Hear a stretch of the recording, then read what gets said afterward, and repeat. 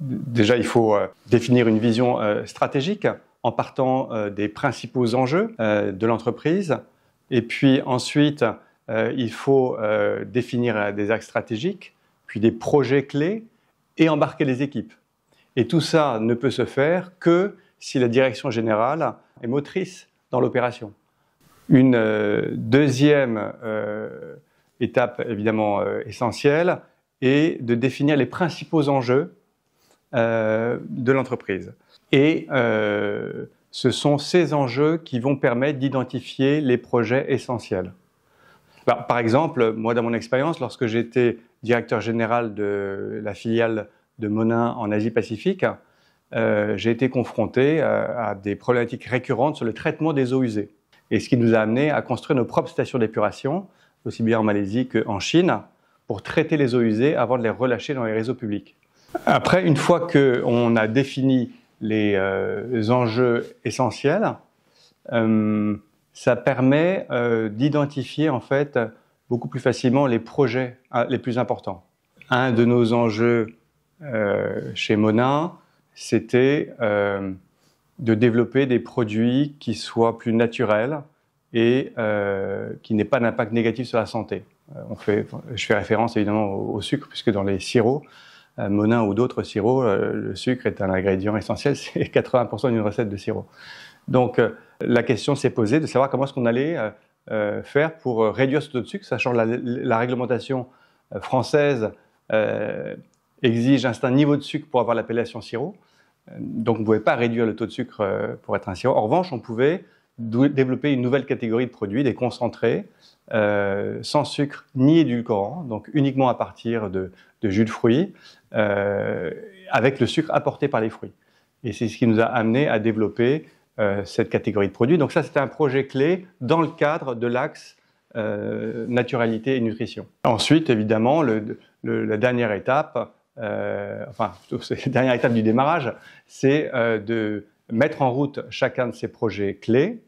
Et pour ça, ça nécessite d'impliquer l'ensemble des équipes et de travailler avec chacun des départements de l'entreprise concernés. Pour mener à bien ce type de projet, on est obligé de faire appel à des compétences internes à l'entreprise, mais aussi à l'extérieur. Et ce qui rend évidemment les choses beaucoup plus intéressantes, mais plus challenging, parce que c'est plus compliqué de faire travailler ensemble des gens qui ont des intérêts différents, évidemment.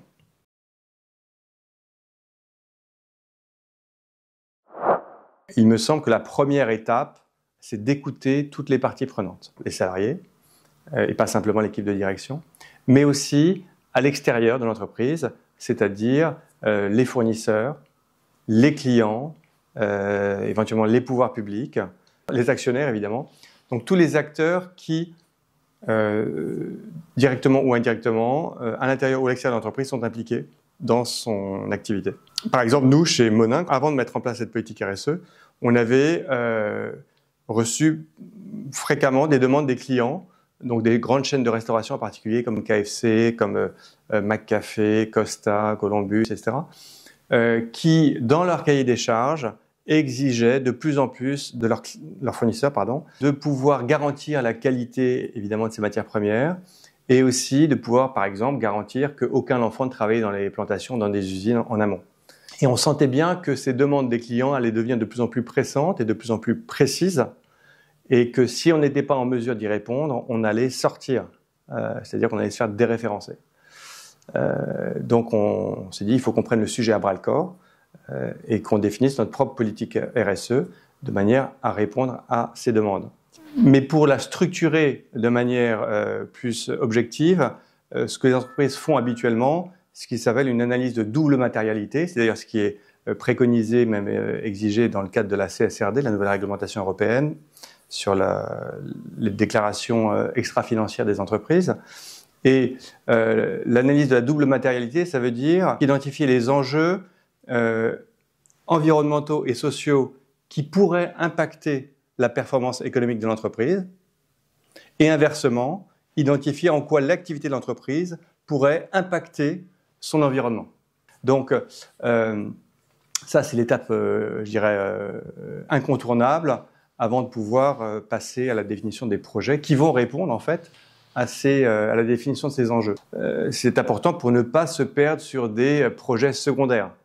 Comme on ne peut pas tout faire, on a intérêt à s'intéresser aux projets vraiment importants. Pour faire ce travail, nous, on s'est fait aider d'experts, avec un cabinet de conseil en développement durable. Ce cabinet nous a présenté les résultats des interviews des parties prenantes, dans un premier temps, nous a sensibilisés en fait aux enjeux environnementaux et sociaux, et à partir de là, on a pu ensemble, avec toute l'équipe, travailler sur la définition des enjeux importants et des axes stratégiques. Donc on a défini 4 axes stratégiques, l'un qui portait sur la naturalité des recettes, l'autre qui portait sur le sourcing responsable des matières premières, le troisième sur l'environnement et l'impact environnemental de nos usines, et le dernier sur l'accompagnement des communautés locales, notamment de barman en difficulté. C'est en faisant ça qu'on a pu vraiment partir sur les bonnes pistes. Par exemple, sur le deuxième axe, le sourcing responsable de nos matières premières, la première matière première étant le sucre, et comme on envisageait plutôt d'avoir des matières premières d'origine agroécologique, la question s'est posée de savoir comment est-ce qu'on faisait pour avoir du sucre d'origine agroécologique. Et donc, ça voulait dire déjà qu'il fallait s'intéresser à cette problématique avant de s'intéresser à des matières premières plus secondaires. Il fallait absolument qu'on traite celles-ci et qu'on définisse un projet sur l'amélioration agricole en fait, de la culture de la betterave sucrière. Et aussi, ensuite, de définir évidemment une feuille de route pour chacun de ces projets, c'est-à-dire quels sont les objectifs visés, quels sont les moyens financiers et humains à mettre en place, quelles sont les étapes de tout le déroulement au cours des années à venir, et enfin, quels sont les délais et les KPIs pour voir si oui ou non le projet a réussi. Et ensuite, évidemment, il faut définir des équipes en interne de salariés qui vont s'atteler à chacun de ces projets.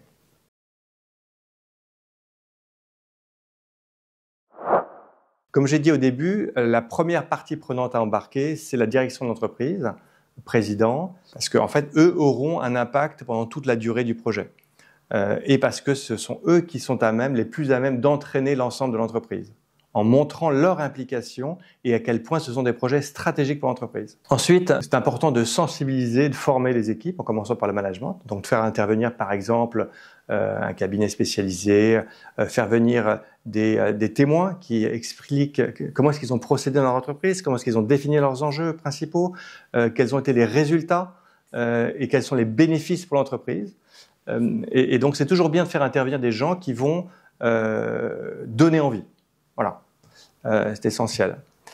Ensuite, je dirais qu'un point qui me paraît très important, c'est d'illustrer à quel point rentabilité et durabilité sont compatibles.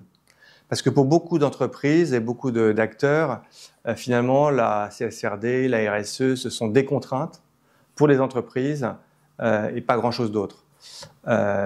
Et du coup, en fait, elles le font parce que la réglementation l'exige et elles se limitent au strict minimum jusqu'à sortir des rapports de performance extra-financière.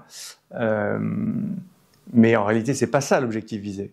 L'objectif visé, c'est vraiment de transformer les entreprises, l'activité humaine pour la rendre plus compatible avec son environnement, et respectueuse, voire régénératrice de l'environnement. Et c'est encore pour cette raison que c'est très important de bien définir les enjeux principaux. Et dans ces enjeux principaux, de tenir compte évidemment de la dimension financière des projets que l'on va mettre en place, sachant qu'il y a des projets qui vont apporter une plus-value financière et matérielle pour l'entreprise. Il y a des projets qui apporteront surtout une plus-value d'image, mais qui en revanche vont coûter. Et puis, je pense que la majorité des projets nécessitent un investissement au départ pour un retour sur le moyen ou le long terme. Donc ça veut dire qu'il faut que l'entreprise s'inscrive sur une période de temps qui soit bien au-delà de l'année. Alors par exemple, je vous ai parlé tout à l'heure du système de traitement et de réutilisation des eaux usées. Ça nous a permis de mettre en place la réutilisation donc, des eaux usées après traitement et filtration. Et une fois qu'elles avaient atteint le même niveau de salubrité en gros que l'eau du robinet, donc ça nous permettait de réutiliser les eaux usées dans les réseaux de lavage, des cuves, des tuyaux, des remplisseuses, et au final de réduire de 60% de nos consommations d'eau. Et quand on sait en plus que l'eau va devenir une denrée rare, en tous les cas sans doute rationnée, on le voit déjà parfois certains étés sur certaines régions, c'est un enjeu capital pour l'industrie agroalimentaire d'arriver à économiser l'eau. Voilà. Donc là, il y avait réellement aussi un enjeu économique et un enjeu stratégique. Ce qui est intéressant, si vous voulez, je pense, c'est de réaliser que la durabilité, la régénération, la RSE, quel que soit le terme qu'on emploie, n'est pas qu'une contrainte et qu'un coût, des investissements pour l'entreprise. C'est aussi, il y a un retour derrière et des bénéfices réels, tangibles, matériels et financiers. Dans l'implication des équipes dans la démarche RSE, il est nécessaire d'impliquer évidemment les équipes de direction et de management dans la définition de la stratégie de la RSE, disons, des principaux axes. Mais c'est encore mieux quand on peut impliquer l'ensemble des salariés. On a organisé des fresques du climat sur la base du volontariat, donc avec plusieurs groupes de 7 à 10 salariés.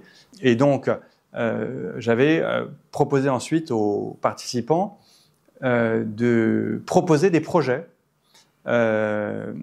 qui permettraient, sur le périmètre de l'entreprise, sur notre terrain de jeu, d'améliorer notre impact environnemental et climatique. Enfin, en tout cas, de le réduire.